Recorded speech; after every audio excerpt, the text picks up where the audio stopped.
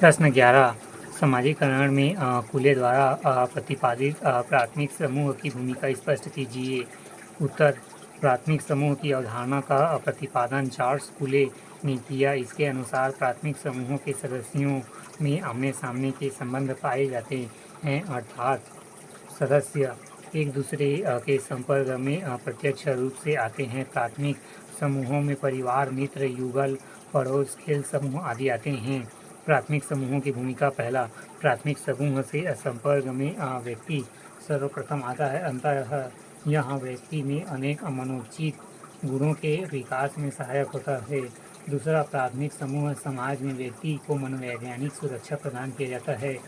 तीसरा, प्राथमिक समूह व्यक्ति के व्यक्तित्व के निर्माण में सहयोग देता है। चौथा, व्यक्ति को मनोरंजन प्रदान करता है। पाँचवा, व्यक्ति की कार्य क्षमता में वृद्धि करना। छठवां, सामाजिक प्रतिमानों के पालन एवं नियंत्रण में योगदान देना। सातवां, व्यक्ति व समाज के बीच कड़ी का कार्य करता एवं आठवां, व्यक्ति को आंतरिक संतोष प्रदान करता है। खंड 4 उत्तर की शब्द सीमा 125 अंक 10।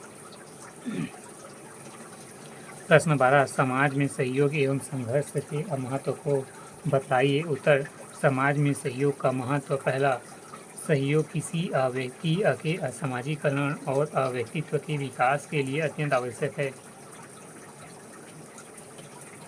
दूसरा, समूह कल्पना, सामाजिक एकता और राष्ट्र की प्रगति की दृष्टि में सहयोग महत्वपूर्ण है। तीसरा, आर्थिक क्षेत्र में श्रम विभाजन एवं विश्लेषीकरण के आधार में सहयोग है। चौथा, मानव सभ्यता संस्कृति के विकास प्रचार प्रसार के लिए सहयोग आवश्यक तत्व है। पाँचवा, अंतर्राष्ट्रीय शांति अस्तित्व के लिए सहयोग जरूरी है।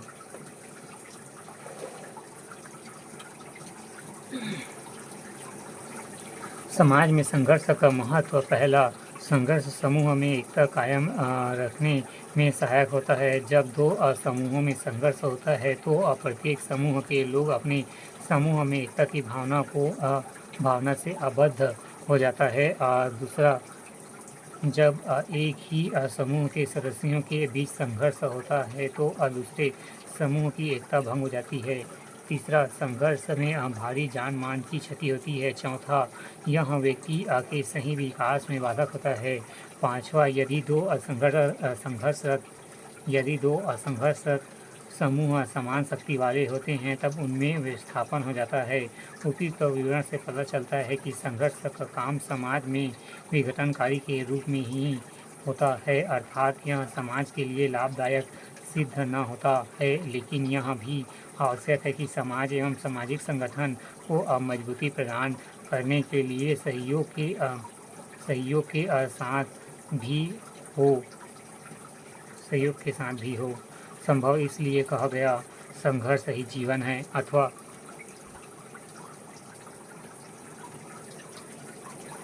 सामाजिक परिवर्तन के प्रमुख कारकों का वर्णन कीजिए।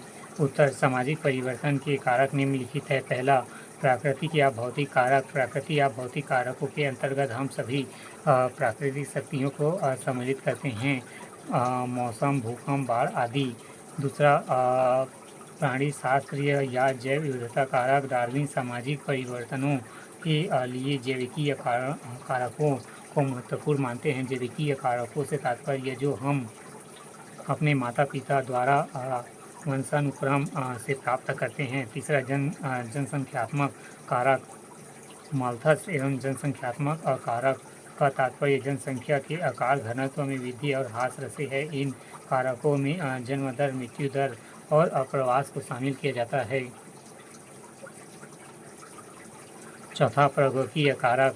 प्रौद्योगिकी सामाजिक परिवर्तन का एक महत्वपूर्ण कारक है। परिवर्तन में सबसे प्रमुख कारकों में प्रौद्योगिकी है। विज्ञान के क्षेत्र में होने वाली प्रगति ने अनेक आविष्कारों को जन्म दिया। आविष्कारों से यंत्रीकरण बढ़ा। यंत्रीकरण के कारण उत्पादन की प्रणाली में क्रांतिकारी परिवर्तन हुए और इससे सामाजिक संरचना में बदलाव आया।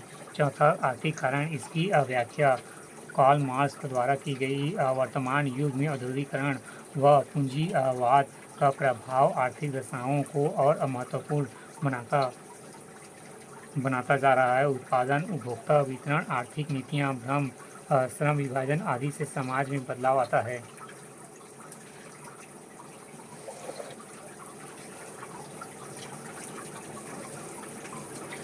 छत्तीसगढ़ लोक सेवा आयोग मुख्य परीक्षा 2020।